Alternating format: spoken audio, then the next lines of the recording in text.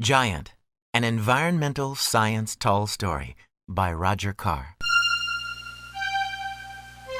"I wish Giant would come back," Grandpa said. "I miss him." David hosed down the tractor ready for the next day's work. "Who was Giant?" David asked as he worked. "He was the boy who lived on the next farm when I was young," Grandpa said.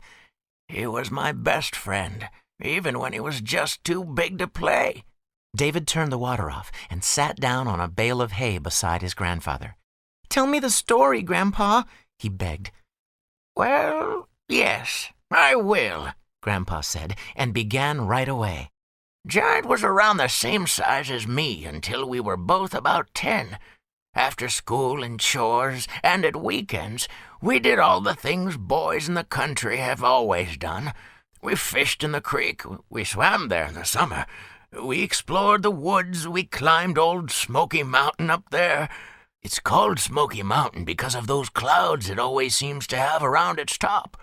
Giant and I were allowed to camp out on old Smoky Mountain. We would go up there any chance we got.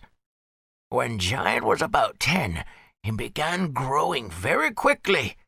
By the time we were 11, I only came up to his belt. And by the time we were 12, I was only up to his knees. We were still good friends, but we did not see each other so much anymore.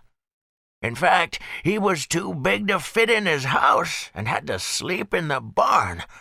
He got strong, too, as well as big, and because he could not go to school, he worked on the family farm. We did not have tractors and trucks in those days. We used horses. But Giant was so strong he did not bother with horses when he plowed the family farm. He found it easier to pull the plow along himself, and when they took anything to the market, he pulled the cart, or carried it sometimes. The only real problem with his size was the amount he ate. Sometimes his mother used to say she was wearing out just cooking for him. But that all changed one day when we went camping on old Smoky Mountain. It was raining when we got to the top. Giant used to carry me in those days because it was only a step or two for him. We were wet and cold, and to let the sun through to dry and warm us, Giant knelt on top of the mountain and chewed away some of the clouds. That chew changed his life. Best food he'd ever tasted, he said, and chewed some more. I asked him what they tasted like, and he held me up and let me have a chew, too. But they did not taste of anything at all to me.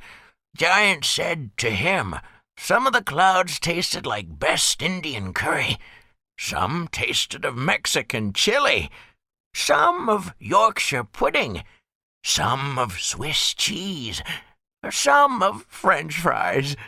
It depended where they had blown in from, we decided.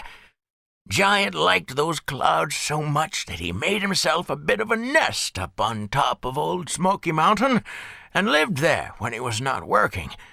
And that suited everybody fine. It made his mother a happy woman. She grew nice and plump again without all that extra cooking to do. Then folks began to notice the grass and crops were drying off. Then the creek dried up. With no clouds around, there was no rain.